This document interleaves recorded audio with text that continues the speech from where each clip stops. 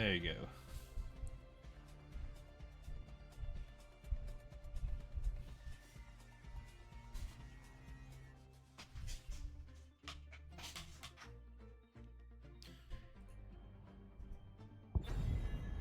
I'll go over the map bans after our first game, but I can go over them during our chat. We did have Frankfurters win the coin toss, and they decided to get map pick, I believe. Our ban maps were Sky Temple and Cursed Hollow by Frankfurters, and Bunker Funtime banned out Alterac Pass and Towers of Doom. We then had Dragonshire being picked by Bunker Funtime.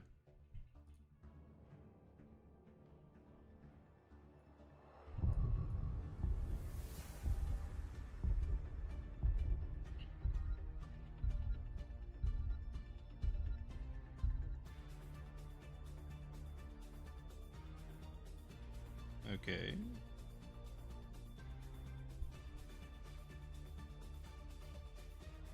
So we do have a Mount Hill and Falsad banned out, followed by a Garrosh on the side of Bunker Funtime, and then we'll see the second.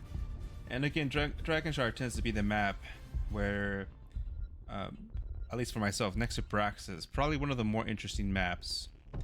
At first sight, it appears right to be a very simple, 1-4 split.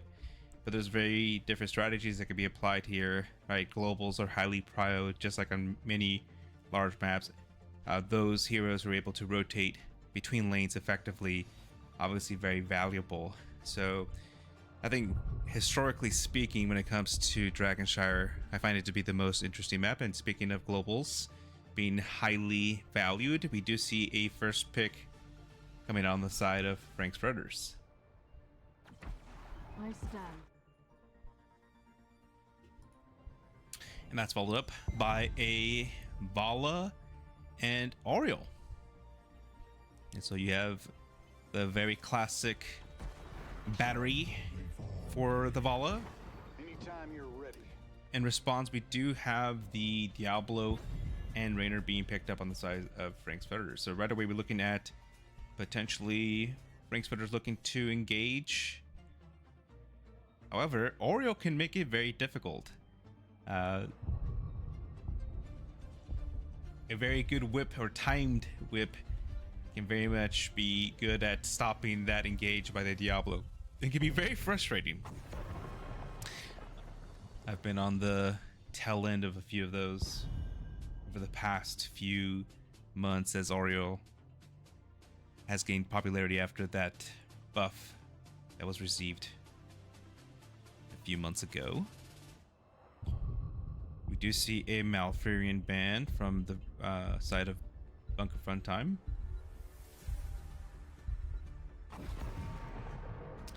And then a Sonya.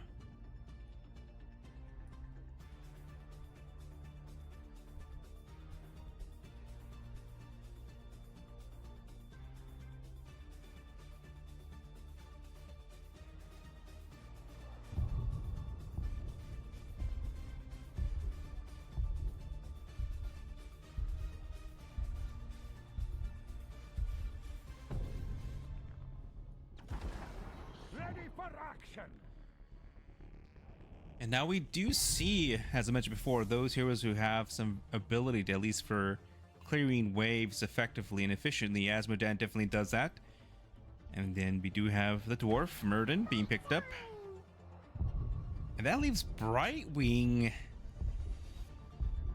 to be picked up on the side of Frankfurters. Typically, Brightwing, a highly contested hero, especially in maps like Dragonshire. And our last pick is Jaina. So very much having that very classic Raynor Jaina combo that typically you see. Waiting on the last pick. And we do see a Zagara. So what this tells us is that we're going to see a kind of an unconventional type of comp, right? And it seems likely that Zagara is going to be playing that offlane role. Although a bit of a challenge, since Dahaka typically pretty good against Zagara. with that, we'll see you shortly in game number 1.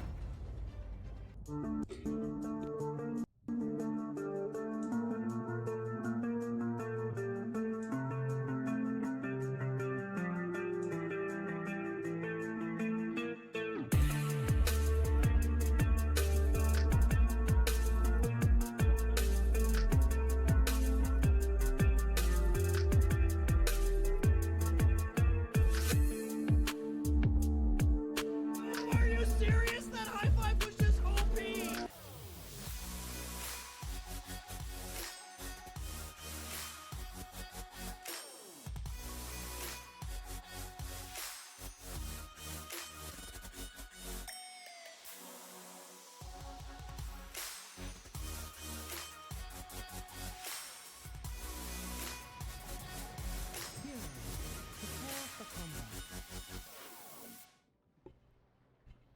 All right, welcome back. As we start our game number 1 of this Division C matchup against Frankfurters and Bunker Fun Time. We'll start out with our introductions.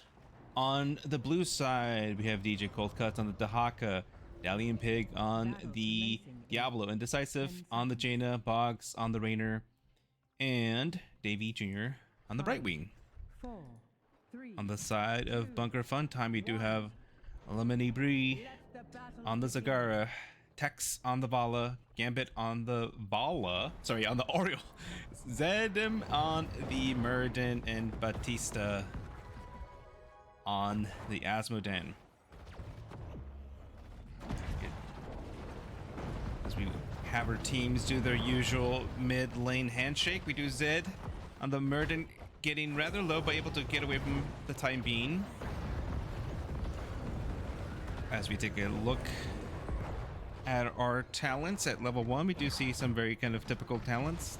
Rodin being a little bit aggressive, trying to get that stun on that Diablo with a nice whip, and Diablo getting very low and gets picked off by Vala. So I was about to say Diablo, not the easiest target, but I guess at level 1, Diablo doesn't have much souls and a little bit easier to pick off. And then we do have the follow-up with the Vala. Vala right away, first and second blood, favoring Bunker Fun Time.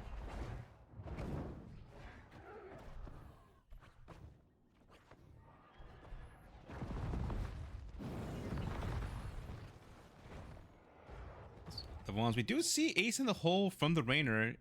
Very good combo, obviously, with the Vala, able to keep them slow and get some benefit. We did see Creed of the Hunter, so that Gambit online for the Vala. However, you gotta be careful, right? Every death leads to a decrease in that benefit.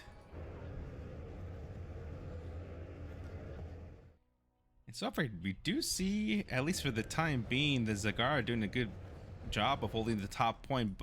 Both sides, or both shrines, are being channeled by the side or controlled of Bunker Fun Time. We do see Bunker Fun Time moving into the mid lane, trying to see if they can get that channel. However, top gets recovered by the side of Frank's Raiders.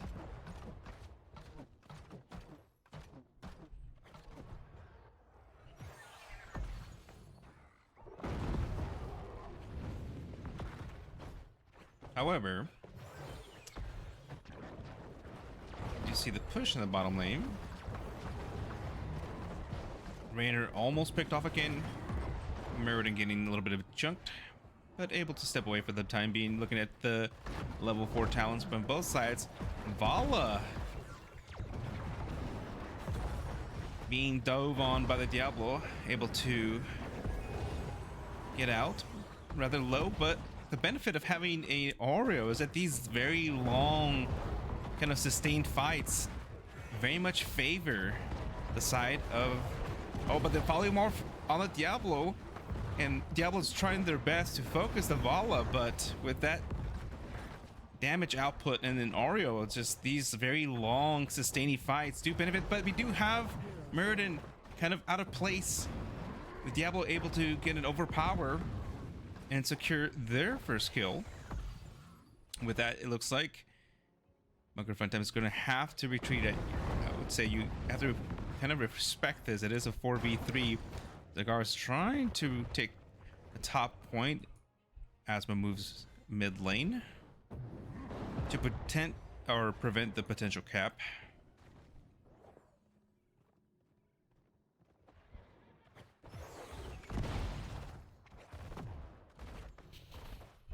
Both teams relatively close on XP, both 7s. Dahaka is having a little bit difficult time with that Zagara. And again, Zagara doing a good job of being able to kind of push off and then maintain control. Again, we have both shrines being controlled by Bunker Funtime. Vala harassing the Diablo, but you gotta be careful. The Diablo can very easily flip that. Vala tries to go for the channel, but Diablo was there. We do see the overpower, and Ario's not there to heal the Vala. Vala having to run away, rotate safely, but in the meantime, Ario gets the kill on the Jaina and a very good whip on the Diablo to kind of stop the engage. Ranks Furter's having to back off for the time being.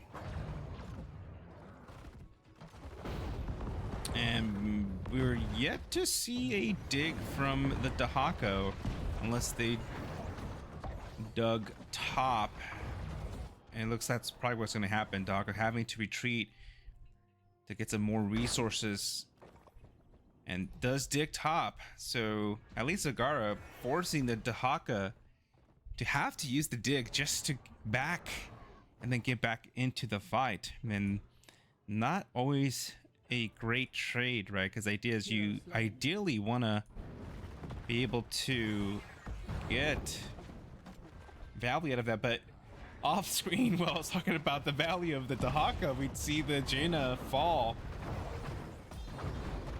Again, overpower on the Muradin, which is fine.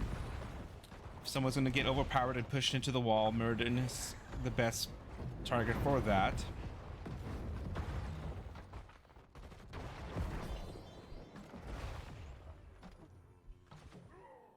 We do see the warning ping come out. Zagara is able to get the point again. Ario in a bad spot now and likely to go down, and good focus on the side of Frank's Furters.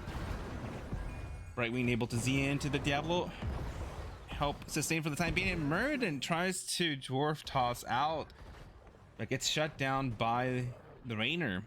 We get a 2 for none. Level 10s both online for both teams, and now we have the first time that both are being channeled by the side of Frank's Furters, and Dahaka gets the tongue, but actually goes down the summon, but it doesn't look like they're going to be able to stop that channel, and the first dragon at level 10 goes to the side of Frank's Furters. Meanwhile, they did pick up the bottom siege camp, but that should be cleared relatively quickly by the side of Bunker Funtime.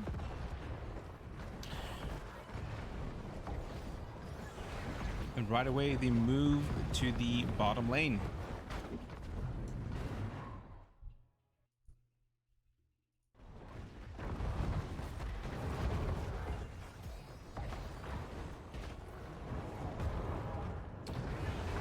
I didn't call out the level 10s. We did see APOC right there being used. We have Adaptation, Emerald Wind, Hyperion, and Donut of Frost.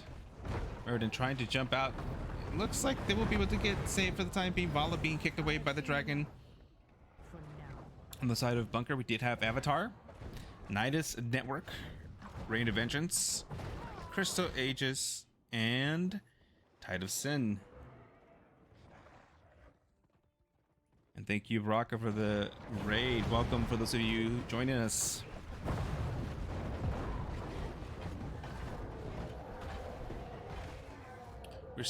We're in game number 1. We just started a little bit later than scheduled. The Emerald Wind Muradin trying to jump in, gets pushed in, poly, but Asma's unable to secure the kill on the Brightwing. We do see other members of Frank's Furters rotating in.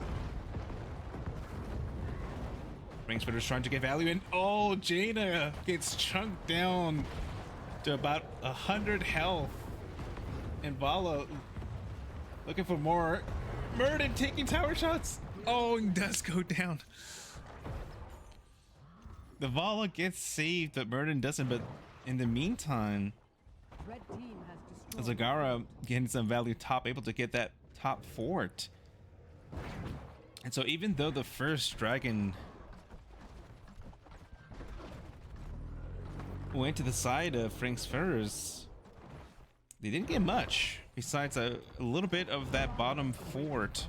And again, Vala being focused by the Diablo, able to get that peel. And again, Asmo coming in with the dunk. Ring of Frost comes out, but not much setup, and Bunker Fun Time able to just to walk away. And that's the big challenge when it comes to Donut of Frost is, I mean, I've seen some good Janas land those, but ideally you want to have some sort of setup. Control both shrines, and the Dragon Knight's power is yours. We do see our second dragon coming out. Bottom quickly controlled by the side of Frank's Fitters. Zag able to take top shrine. And so again, we haven't seen Dahaka join team fights, and so that's something that you would like to see. Although we do see now that Frank's Fitters have made the call to see if we have to pick up the offlane. Zagara unknowingly is in a very bad, or now very knowingly, likely going to be going down. We see the poly and then the kill secure the members of Bunker Funtime try to rotate down. We do see them now hovering around the mid area. Even with that, both teams doing a very good job of staying very close. Just up a little about half a wave or a wave of XP separation. We do see Dahaka dig down, and with that, they recognize that they're gonna get that bottom shrine. Vala is trying to get there as soon as possible, but it looks like it's not. Oh, the dunk comes through, and that's enough to get the interrupt. And they lose passively with that camp.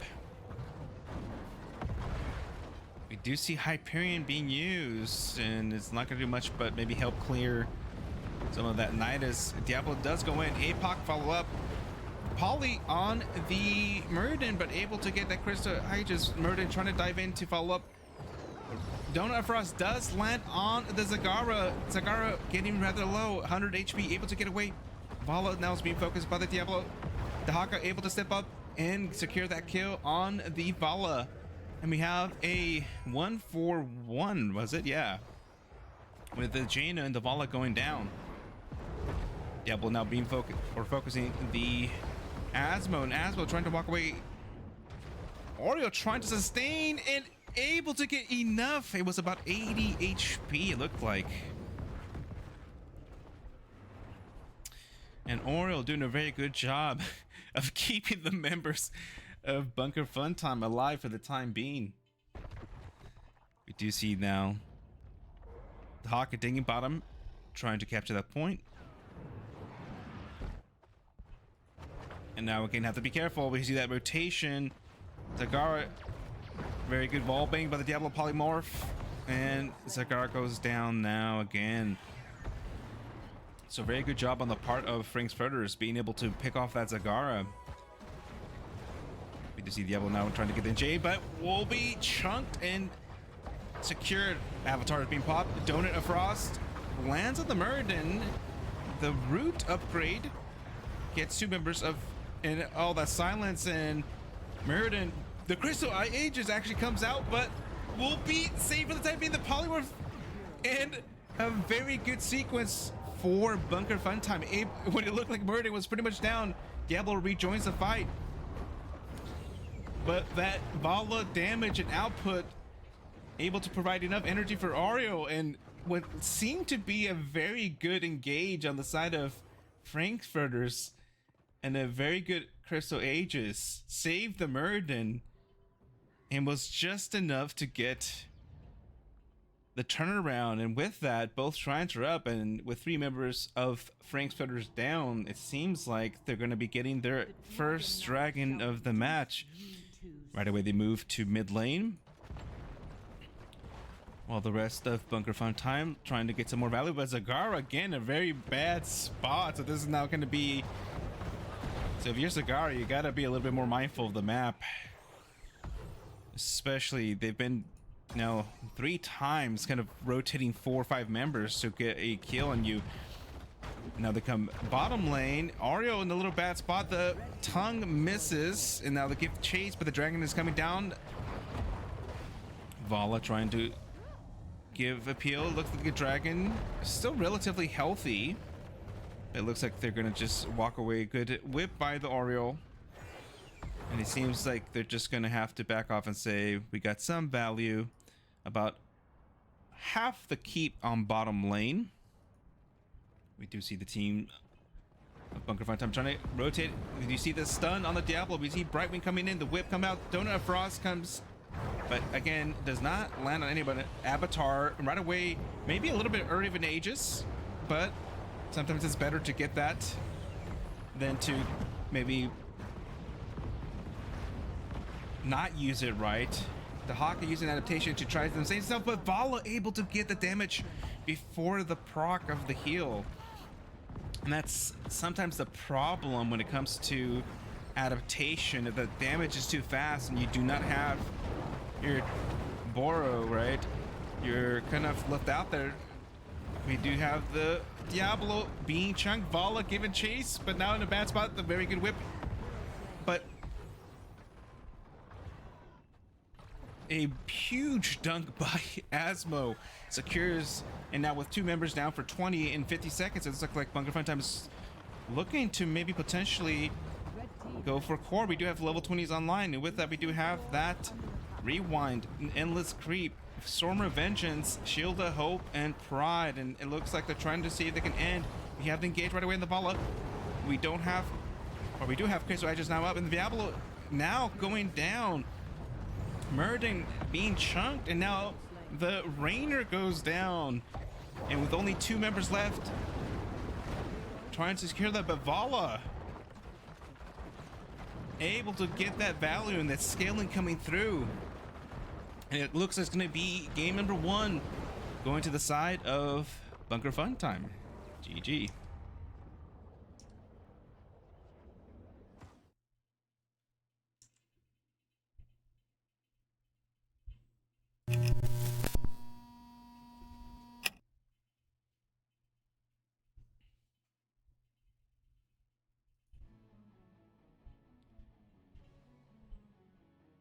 And so, a very good showing, even with what had to be with the last second sub here. That Vala able to get quite a bit of value. That very classic Vala Ariel battery combo did very well. Let's take a look at some of the stats. Not surprising, we did see top damage coming from Vala. Asmodan did really well as well. There was some major dunks. Got a few kills, and then just in general chunking a lot of the team members. And that's what we sometimes forget, that Asmodan actually does quite a bit of damage if you don't avoid those big giant circles coming at you. You have Ray follow up, and Cigar did a very good job in the off lane. Looking at some of the healing, very similar for both, but Ario very much able to get some key heals when it came to some of these engages and very long fights. And we did see actually Asmo and Zagara, so not surprisingly, the classic siege heroes got top XP. If you look at the talents, we did see Rainer go that kind of ace in the hole, trying to take advantage of the Jaina and also maybe some of the slows provided by the Brightwing and or sorry, the Polly and the Hawk. I don't think they went slow.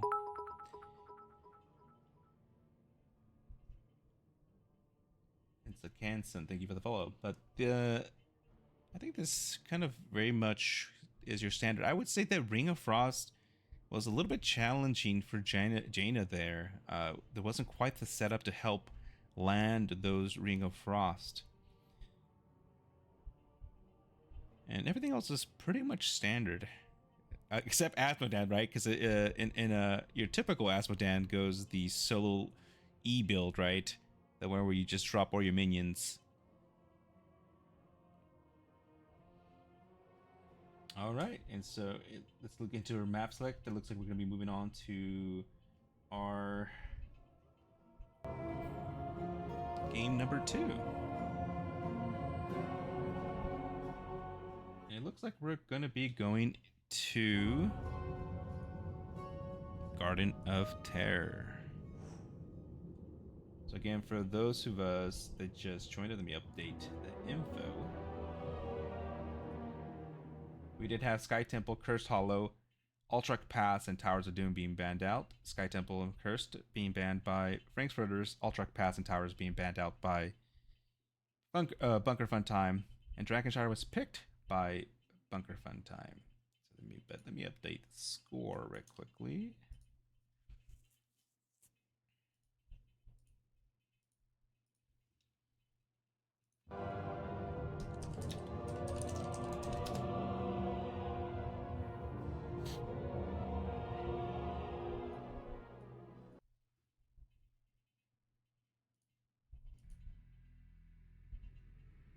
Okay. Garden of Terror.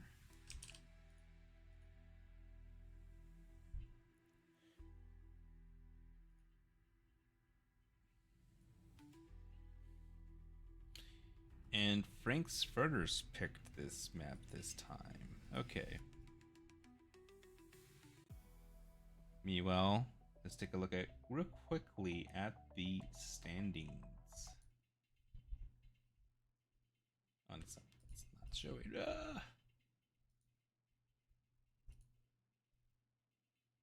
Standings. It's going blank for some reason. Because we'll go back to the next map select.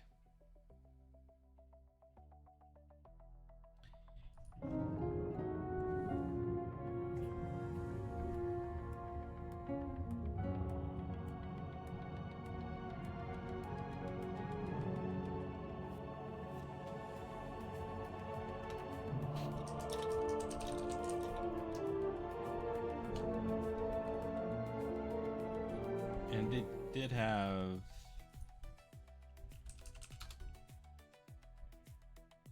a sub, but because one of their members had lost power, but it seems like they got it back.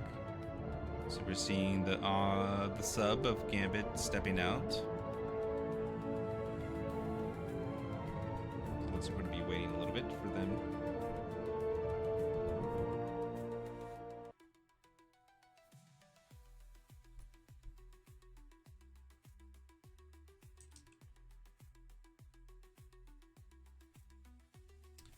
And with that, while we wait, I'm going to take a moment to get some water. Be right back.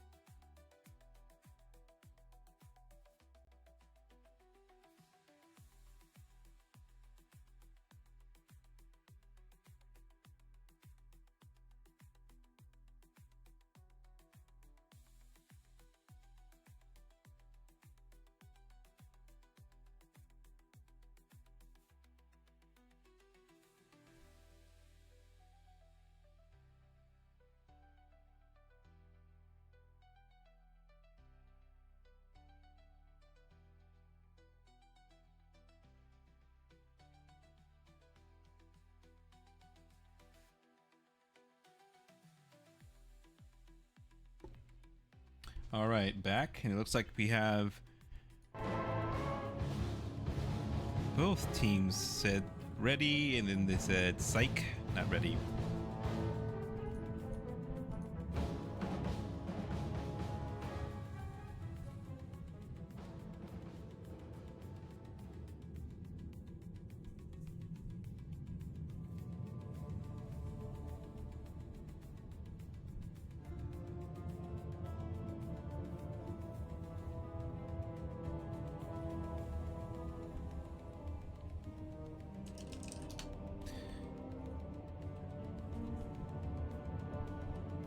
So after that game number 1, so Dragonshire, I imagine Vala might be a ban here. Vala was very much effective.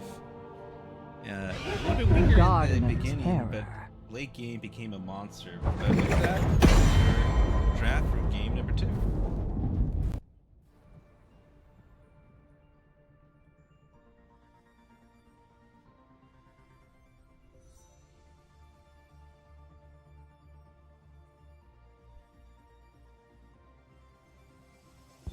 Take a look at the standings of Division C, and we did have Bunker Fun Time win yesterday, so that put him up with a domination, so that put him up to second place technically, and they're playing their technically week 2 matchup the day after that. We have FC Hong Kong in first place, and second place 2 teams with 1 match, Bunker Fun Time and Butcher's Meat Market, tied for second. So very much Bunker Fun Time trying to see if they can get that 2-0 domination to put them in a tie for first place with FC Hong Kong. But we do see right away with the first ban a Johanna and Garrosh. Looks like I believe these are the same bans as last time.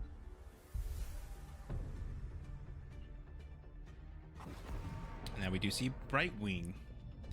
Again, Garden of Tower being a very large map. One that very much, in those very large maps, globals do have great value. Heroes who are able to either clear camps or clear giant plants. Very valuable on this map.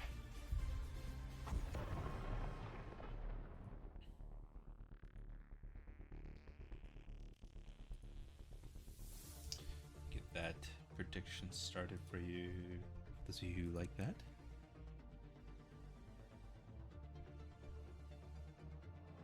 Yeah, GG. And this time the script is flipped, with Bunker Fun Time having first pick right away. They snatch up that Dahaka. And Alumini Bree. I'm just gonna say Bree because I want to say alumni every single time, and that's because I'm dyslexic, you know, etc. But I just want to say alumni, so I'll say Bree. Makes it easy for me.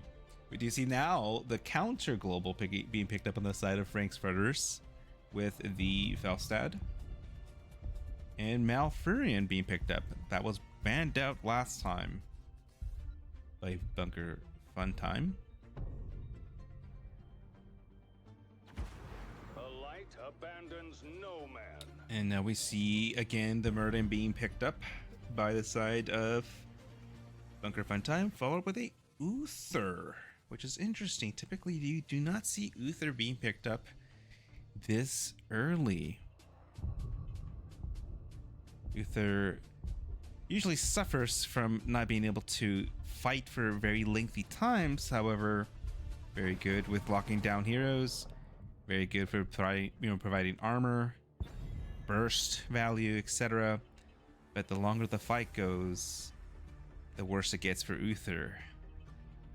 So a little bit of a different approach from last time, right? With the Ario Vala right away, we had a very kind of sustainy type of comp. The longer the fight went, the better for Bunker Fight Time.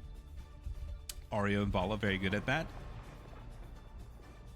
We do see in the second round a Sylvanas and a Noob. That leads to a ETC being picked up on the side of Frank's Fritters and a Rexar.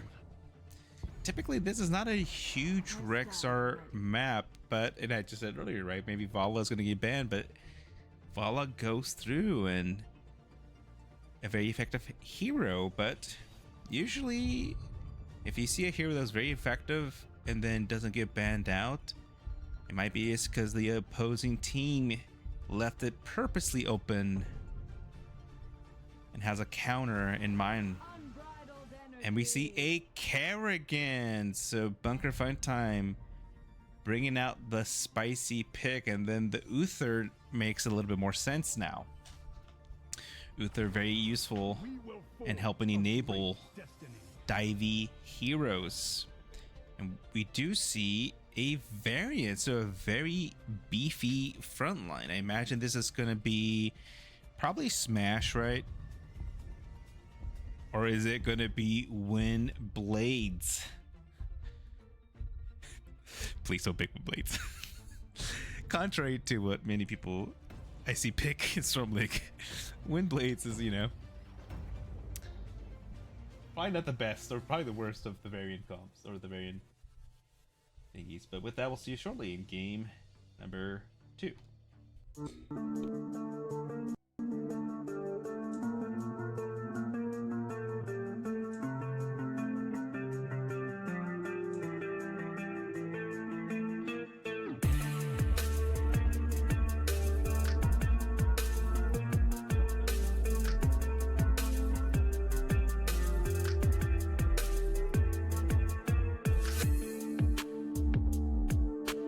Are you serious? That high five was just OP!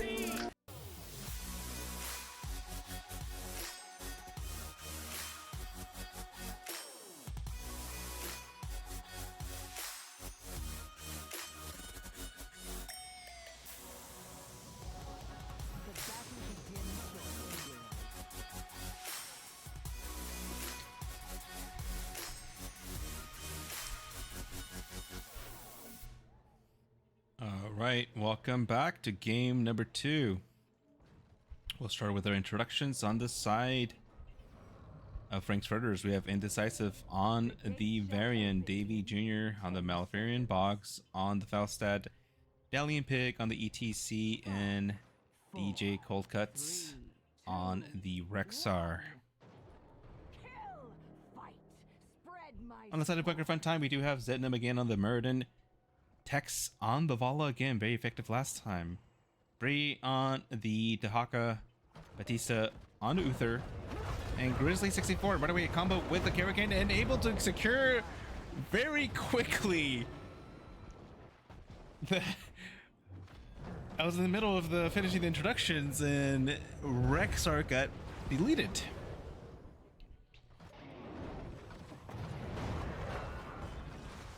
We do have the Root coming out, putting the Dahaka to sleep a little bit, and also the Vala. And within 20 seconds, we see the power of this comp. Very high CC. So, but Frank's Footers are going to have to look at the different angles to approach it, because the Uther, a Kerrigan, a Dahaka, and a Murden. A very beefy frontline for that Vala to do damage. Looking at our level 1s, we do see Lion Smalls. So that can be for Smash, right? Maybe a Taunt as well. Could be that ETC is doing off lane. We have Prog Rock. However, we do see Uther fall down. Trip up. Give it a little bit of heals and goes back to the Nexus. Gathering Swarm, Emerald Dreams, Easy Prey. So putting a little more emphasis on the Misha and Prog Rock. We again have Creed of the Hunter on the Vala. Wave of Light, Tissue Regeneration, Fury of the Swarm, and Dwarf Block. Zedneb not going Q build. Look at this. What are these Murden talents? These real Murden talents. We know that the proper talents that go at a Murden, especially on Garden, is Q. Murden becomes a solo laner at that point, able to clear plants, clear these camps, right? Very valuable. We do have our first seed favoring the side of Frank's Furters. Both teams not right away going to it. A slight, about a quarter lead XP for the side of Bunker Fun Time.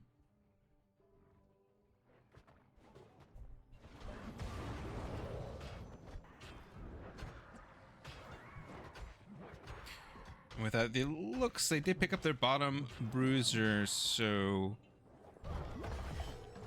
Bunker Front Time opts to clear that out, minimize the damage done to that bottom wall and towers. Murden walking into the bush, sees ETC trying to follow up. The combo does not hit.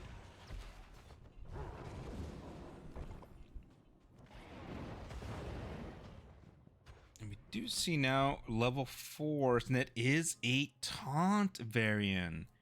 So interesting. So they're gonna be able to lock up, right? The idea is you're gonna get the slide, you can get the taunt, you can get the root. You can follow up with a Misha stun as well. So the side of Frankfurters have their own kind of CC chain, and we do see this aggressive rotation. I do like this look by the side of Frankfurters. However, Murden able to kind of help disengage. We still see the variant trying to shark around. Is able to, the had vision on the Uther. Uther does get engaged, does not see the taunt. We do see the root being used, but Murden in no danger. Bala trying to clear. I don't think they can stop this channel. Murden puts a little bit of pressure on the Malfurion, and although it was a neutral position, we do see now the rotation trying to get on that Rexar, and the Misha stun stops Kerrigan in her tracks and prevents the combo of Avala. Have to be careful. We do see the dig by the Dahaka responding to that Faust that did a bit of a push down, able to get one tower and practically almost 2 towers in bottom. Vala getting some extra soak top, and now both teams were about the same. Now Vala trying to counter that value they got in bottom lane, although you see that rotation. Vala a little bit out of place, trying to get out. We do see the boop anti-synergy with the ETC, and that's one of those things you hate to see.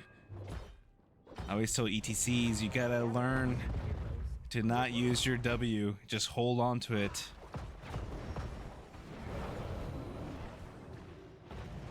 I've seen ETCs boop people out of mosh as well. They get a good mosh and then they boop them out with the echo. Murden jumps in, trying to stop the engage. Both teams about to hit 9, but they're able to get the channel. Uther getting slid on, and it looks like they get the taunt. Will be going down the combo, but ETC does pay the price for it. Uther now, however, is still able to heal. Misha providing some peels for the time being. Dahaka gets rooted. Takes a quick little nap.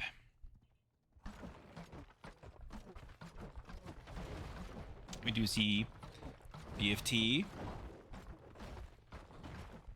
take their bottom siege camp.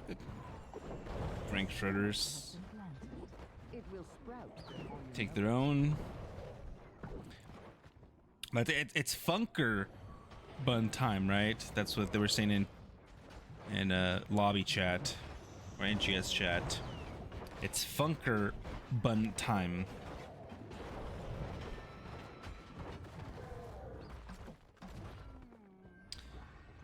The 4th seed now favoring the side of Frankfurters. You see Varian a little bit early to help clear. You see that rotation now with the rest of BFT. Misha getting the stun. We do have tans online for both teams that didn't call out. And Misha, we do see the Falstad trying to get the gust, but not really getting the good angle. But do have the Divine Shield going on the Vala. ETC will be going down, followed with Misha. Varian getting chunked, but protected by the way. Trying to focus the Vala, and Vala does get the kill on the Varian, and then to give chase to the that interaction with the Kerrigan being chased down. Oh, gets away with about 200 health. So we did see Shield Wall, Gus, as we saw Twilight Dream, BCO Wrath, and then Mosh Pit. They did secure. the first of the tears for BFT. Avatar, Ultralisk, Isolation, Divine Shield, and Reign of Vengeance. We did see a very good Divine Shield by Uther in that last fight. The Vala looked like they were caught out. Divine Shield was used. I think the Cleanse was also used at the same time, so able to get 2 members of BFT out from that Maj, and Vala gets taunted, followed by the Root, but a little bit too slow. Vala able to get away. We do see the slide with the DC get booping the Vala. We do see the combo going out. Vala using the sun to try to self-peel. And Vala vaulting around. Being a very tricky hero to lock down, as we saw in game number 1. But Vala's... We do see the flight from the Valstad, and that's an unfortunate place to fly in. Obviously a very visible cue of where you come into the taunt followed up, but Divine Shield followed, and Vala again be able to get out. And so again, we do see a good slap, but finally ETC able to secure the kill. Uther will be going down. Dahaka able to get the tongue on the Malfarians, is followed by Silence and gets taunted. For the time being, able to at least peel for a second. Dahaka a little bit slower without that agility or movement speed, now in a bad spot. Murden trying to follow or provide the peels, but it looks like oh man, taunt, stunned by Misha, stunned by ATC, and Dahaka gets slid on, and finally it seems like he should have played the Benny Hill music, right? Dahaka going back and forth these 2 bushes. See, and that's where I guess the sustain provided a little bit of health there, but the speed, right? Dahaka not going that level 1 speed. You're a little bit slower. We did see that top fort go down. We have the next seed, Dahaka spawning, but it looks like they should have dig available. See. Yeah, they do. Oh no, my key's up. Calling everybody. There you go. Ah, there it is. Gather the seed before your enemy does. So Dahaka is looking to try to clear. It's only going to be the second, so we don't see an urgency on the side. The Mosh does come out. Very good job by Vala to stop that, followed by the taunt. Falsa tried to fly in to look for an aggressive Gus, but not the smartest thing to do when you have a Uther and a Murder in there. That could be shut down real quickly. ETC, we see kind of a few different skirmishes going on. The Varian now in a bad spot. And Vala looks like they're gonna not really care. I mean, I don't mind this. If they're able to secure the kill, that's actually really bad, but... Oh, and instead the Rexar gets picked off. That's actually probably better, right? No potions. Uh-oh. Sure, we all had that experience where you try to save somebody else and then you die in consequence. You have 16s and about a 2-level lead favoring Bunker Fun Time for 16s. We do see Imposing Presence, Unbridled Energy, Pack Leader, Benediction, and Manticore. And I'll say Pack Leader is a very underrated talent, especially in these maps. You put it with adaptation and Dahaka just doesn't die. Especially with that level 1. Tissue regen is just don't die. It is time. Do what must be done. It was Hero's Stalker and Symbiosis. So we have the second seed now, the 3 being secured. If you're Frank's Furters, you're gonna have to be a little bit careful. The idea is that level 20s are nearing, and so you're gonna have to maybe try to throw Hail Mary, try and do an engage, and that's exactly what they're trying to do. Kerrigan in a very bad spot, gets stunned by the Misha. However, we do see the Twilight Dream and the Gus come out. It looks like Kerrigan in a very bad spot will be going down. Vala able to mount up and get away for the time being. Muradin uses Avatar. We do see a very good silence from the Dahaka to stop the engage for the time being.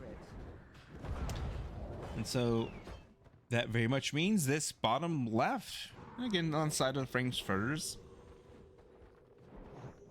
will be going to them. That Kerrigan won't be up to help contest, but we do see Dahaka right away move to this top siege.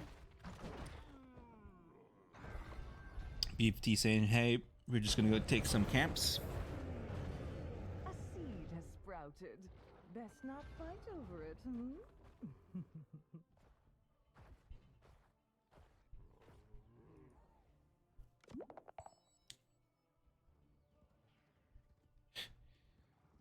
Taking in that bush, but it's a 3v3. Haka is looking to flank. We're seeing the Gus again, not able to get the angle. Now the Haka in a kind of bad place. Uh-oh. We're gonna see if we can get. Yeah, Faust is not gonna be able to stop the dig. The Haka able to get out for the time being. Another seed is about to sprout here. So we do see 2-2, and so if you're BFT, losing this won't necessarily lose you the game unless you get a 5-10 wipe. Could potentially happen. You just see the pinks coming out. Muradin trying to jump on the Merc and do land the stun. Twilight Dream out. We do have a Mosh. Uther trying to, was trying to get a Divine Shield on the Kerrigan, but misclicked the Muradin instead.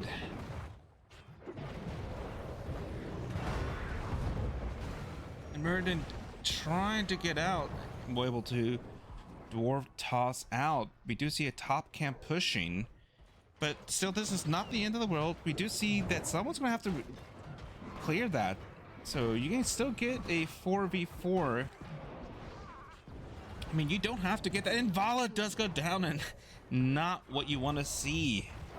And now Muradin in danger of going down. We did see the top keep go down. The Hawk are trying to get some push, but even though they get the objective, they're going to have to clear a little bit of these lanes. And so not ideal. If you're Frank's Furters, you just get the objective, but your lanes are so pushed back that the only real value immediately will be this middle lane unless you get a kill, and that's exactly what looks like is going to happen to Muradin going down. And I was talking about that CC chain on the side of Bunker Funtime, and Frank's Furters showing they have their own little CC chain as well. Like I said, level 20s are online. There's 40 seconds until Muradin is in, and likely this will drop. I mean, you don't want to give it, but you don't want to die, because that opens up the window for an advantage. We do see a very good tongue, followed by the ETC, and gets blown up. But it is a death Maj. We do see the polymorph from the... Oh no. And I think that was fine. That anomaly from the keep getting a few members. We see the silence on the variant, but not the target you want. The Haka.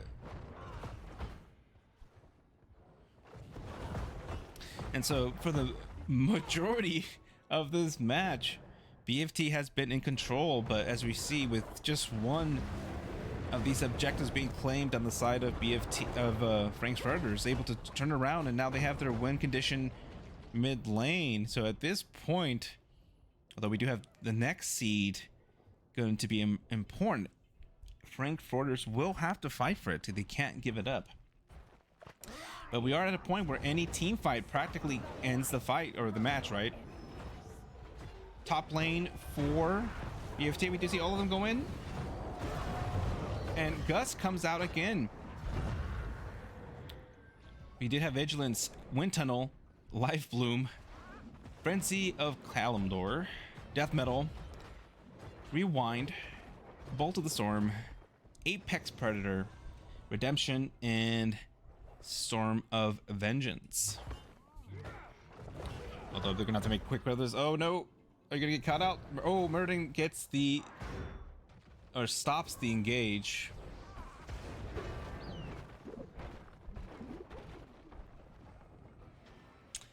Very good peel by Murden.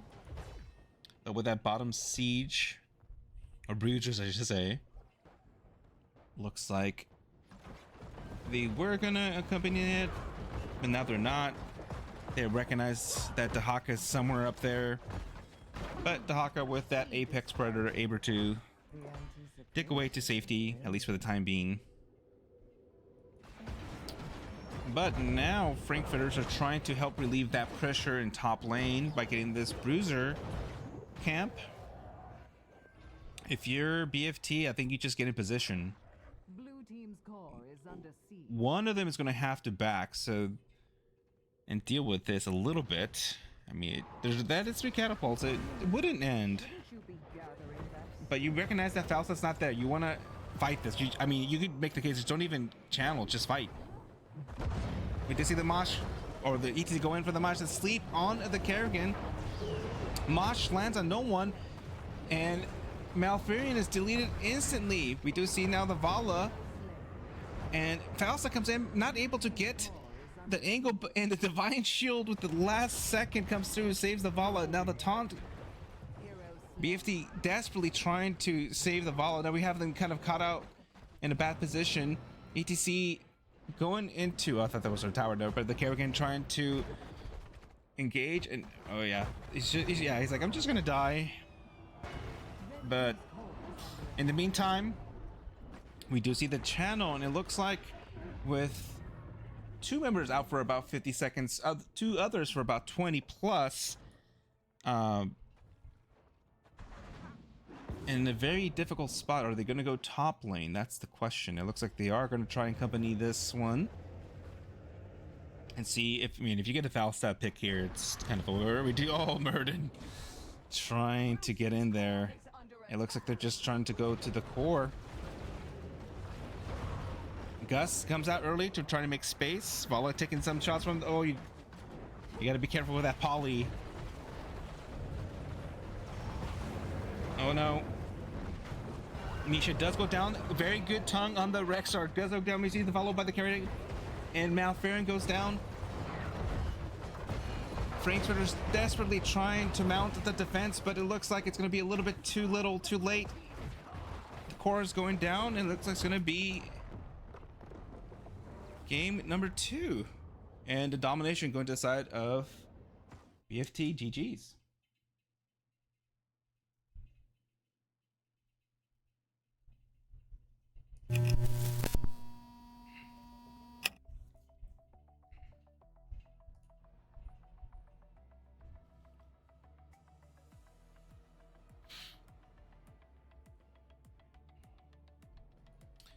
So a very exciting game number 2. For a moment there, looked like Frankfurters were able to kind of make a comeback. BFT able to kind of wait out that particular terror phase by Frankfurters, and came down to that last fight at the bottom channel, and unfortunately they had to back, Frankfurters did, to deal with some of the pressure, meaning that one member was a little bit late, and that ultimately was the difference in that last team fight.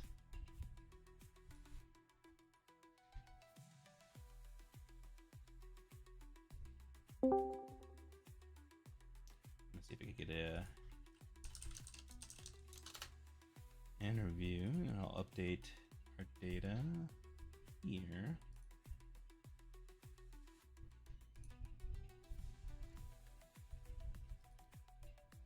So we have our winner being red team.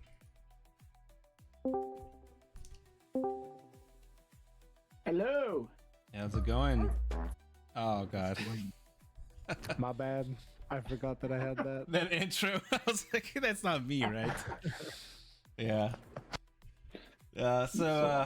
How you feeling after your performance tonight? It feels good. We're getting really synergized. I have Bree in here. Working missed out last game, brought him in this game. Yeah, and so let's go do this real quickly. On that game number 1, obviously a little bit of a hectic situation. I know that you had to have a off-roster sub, and so that's very interesting, right? Because the idea is you have an off-roster sub, and that usually is kind of a situation where it's a handicap, right? The idea is you're working with someone who you've never played with before, likely, and so usually that synergy is missing. But how did it feel during that game, having to deal with that situation? I know it was very stressful pre-game. Oh, it was like I was messaging constantly the whole time. Once I figured out he was out of power, I was like, no. Messaging everyone I knew, and everyone who was in a game. I'm like, no. Then I got told there was an off-roster sub ping. I pinged that. No one responded right away. Then I talked to you, and you told me somebody. Yeah, I mean that's a big challenge because I think historically speaking, Thursdays is the day where everybody plays. So not the ideal day to be needing sub, unfortunately. Yeah, exactly. And so, but fortunately, I got one. Yeah, Gambit, thank you, Gambit. I appreciate you. Yeah, and so you had the Vala and Oreo, and so that was a very classic combo. So those some very good, kind of very lengthy and sustaining fights.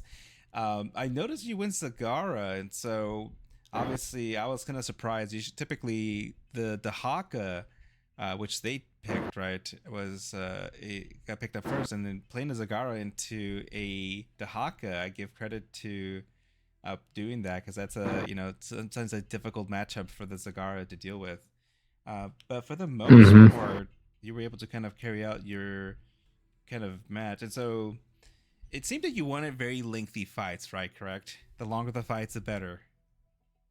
Honestly, the idea is kind of just like, if he wants to go on the point, I can just attack him from over the wall, and because I have so much range, like I can just be in bushes, like, and just hit him and he can't do anything. Yeah. Even with like the extra speed, he just struggles so much, and then when he runs up to me, I press W and he tongues the minion instead of me, and then yeah. So some very high IQ plays there to kind of deny what typically is not an ideal matchup, especially on Dragonshire. I mean, maybe other maps you can get away. It's a little bit easier, right? But Dragonshire, that definitely is a kind of rough matchup, but good on your part. You were able to kind of get value there. You were able to kind of secure, although they did some pretty good ganks on you, so... Oh yeah. Laning phase went well. After that, I stopped looking at my map. Oh, no, you only paid for the pre-10 map mini right? Okay, yeah. Exactly. You understand. Yeah. You know, if you don't pay for that extended 10 plus mini map, it disappears, and Yeah, the $1.99 is kind of expensive sometimes, you know? Yeah, you can't afford it. I can't afford that. I got student loans, bro. And so, with that, man, you were able to get the objectives and go and secure. And there was a very kind of sketches, I was like, oh, they're going for it. And so, I always like to ask about that, because those tend to be kind of the most tense situations, because making that core call. And so we were very confident about that, or you're just we're gonna see what we can get here, or you're just like, no, we're going in. And this is on game 1. Said you should answer. Oh, sorry. The wife talked to me while you were asking that question. I got distracted. Sorry. What was the question again? I was just asking about the core call in game 1. And so I like asking about that, because it tends to be a very tense situation, right? Because you know that potentially, especially late game, you wipe, that's a kind of it's over, right? And so how did you kind of go? Like, hey, we're going in, or we're going to look for something and see if we can go, or was it we're just going to go in and finish? We like to be pretty decisive on core call. We either die or we get it. Like that's our for philosophy on that. Nice. That's what I like to hear, because I personally am like that too, where Yeah. I want to be in a situation where if we're gonna lose, I want to lose on my call, right? Not lose. Exactly. Yeah. I don't want to lose like just saying, "Oh, we should have done that." No, I want to like, "Oh, yeah, we did this thing, and that's why we lost. It's fine." Yeah. Agreed. And so moving But on. then it's why we won. Yeah, but when you lose, then that's when you go back and say, "Oh, we should have left." Exactly. And you learn from the next time, but probably won't.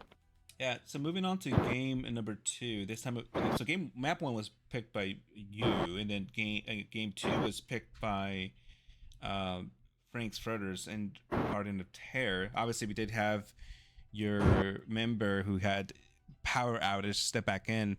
And so one thing I would ask, showing that Uther pick kind of early, I would say that's kind of very brave, because there's a lot of things can definitely make Uther kind of suffer when it comes to especially those dot type of damagers. Did you have any idea of what would you do, like for example those kind of counters to Uther came out, or you were just like, we're just gonna go in with whatever appears on their side? We're actually pretty used to playing with the Uther, so everyone knows that he just gives armor and that you don't really get much protection from like dots. So it's like, okay, you got a dot on you. Okay, step back for a little bit, get the dot off, and then go back in, kind of thing. Yeah, and right So away, it's not something we're worried about. yeah, and right away you showed the power of the comp within like about 20 seconds. I wasn't even finished introducing both teams, and you already had killed the Rexar, and so right away it was a very good showing. Were you surprised you got the Vala for game 2? The game 2, I thought the Volley was going to be banned, at least the third ban. That was weird. I did say that. I'm like, I imagine Vala is not gonna be available. Yeah. For BFT, but it did slide through. But you did have that spicy pick of Kerrigan at the end, and so I would say that many of the fights, for the most part, the majority of the game went in your favor, right? You were able to secure a lot of kills with that combo. Some very good cleanses and divine shields by Uther to save Vala, who very much liked to vault in to their death. Yeah. But Uther was there with that divine shield. However, you had control. You had a potential top, right? But then you kind of had to back off. But then came the kind of comeback, or slight comeback, right, at the beginnings of it by Frank's Furters. And so they were able to secure the kill, get a terror, and they got great value. So how did you deal with that situation where now you're kind of on the, we're on our heels now? And so what are the kind of the calls and comms going on at that point? Well, Bree had identified that we had lane pressure, so the mid was the most important one to defend. That if that was the one you're talking about, yeah. So we defended mid first because we had all the other lanes pushed out forward, so we weren't really worried about them until they crashed more. So that's kind of what we were thinking. We tend to not worry that much when people get objectives. It happens. Sometimes you make a call and like you lose a fight, and then you have to like, okay, we got to give the objective. Then you just kind of see what you can recover, get a camp, get this, and then get ready for the objective to crash on your wall. Exactly, and that early pressure was very much decisive and kind of making sure that they couldn't get too much value, and that very much ended up being the reason why ultimately you won that last fight. Falstad having to go back as the global to deal with some of that pressure, and that meant, and you'll see if you rewatch the VOD, I was like, you got to fight this. You see the Falstad. I mean, you just go. Like, this is a 45. Even if the Falstad flies in, they're not going to get there in time to help, but you have to be quick, right, and decisive with it.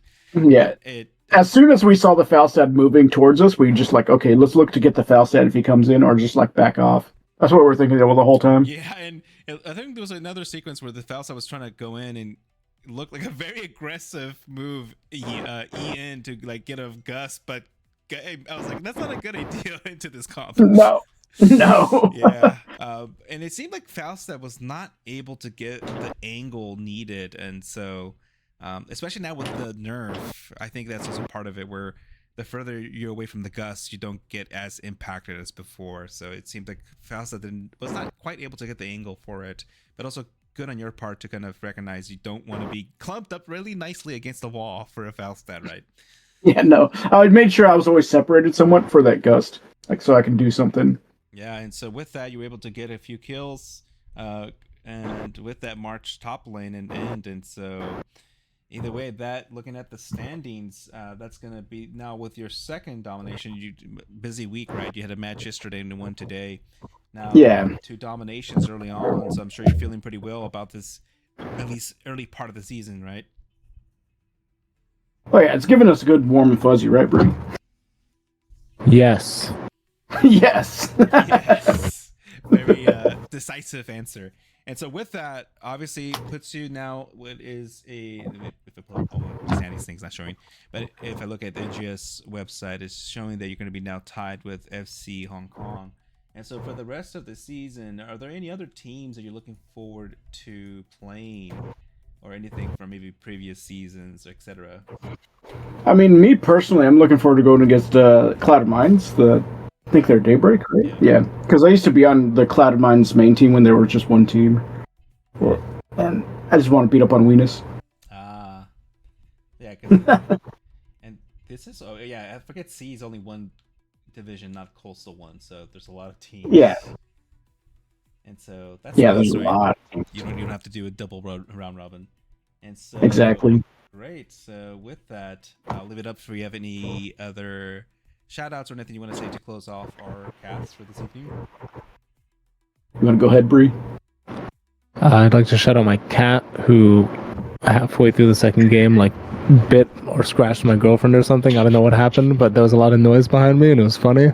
Those were the ginks happen, right? Sure, yeah, we'll go with that. Thank you. I'm giving you a cop out. It took me a second. Okay, it took me a second. But yeah, I'd like to shout out you for casting us. I appreciate you giving us Gambit. Gambit, thank you for joining us tonight. My team, you guys are awesome as always. Bree, I hate you, but I love you. The other team, thanks for being patient with us, trying to find a officer sub. And thanks for the games. They were fun. Yeah, great. And I'm happy to cast and look forward to maybe potentially casting other matches in the coming weeks, unless they're on Thursdays when everybody else plays, right? Oh yeah. I hate playing Thursdays. I like Mondays. This is for everyone in DivC. Mondays, Wednesdays, Fridays. That's what we play. Or weekends, right? Just play weekends. Exactly. I mean, you don't have to leave your house on weekends. Just stay home. Yeah, that sounds good. Maybe we could swing a weekend somewhere. We'll see. All right. So with that, thank you very much, and good luck with the rest of your season. All right, thank you. Thank you. All right, have a good one. See you around. You too. All right, and that was our interview and our end of our matchup. We did have Bunker Fine Time win 2-0 against Frank's Furters, putting them in now, and at least for the time being, tied for first place in Division C. And so it looks like I'm going to pass you off to... it looks like it's Internally Blue that is casting a matchup between Cosmos and I think it's PRA, I believe. And so for those of you who want to keep the action, Phoenix Rising and Amethyst, yeah, they're going on.